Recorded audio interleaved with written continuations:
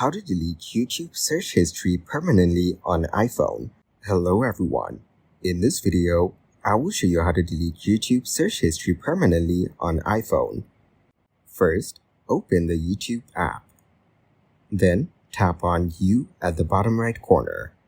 Next, tap the settings icon in the top right corner. Now select Manage All History.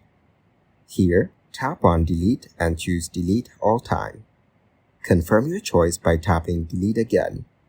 Finally, tap Got It to complete the process.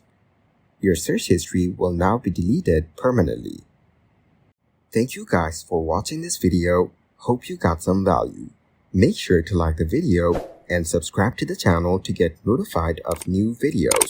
See you in the next one.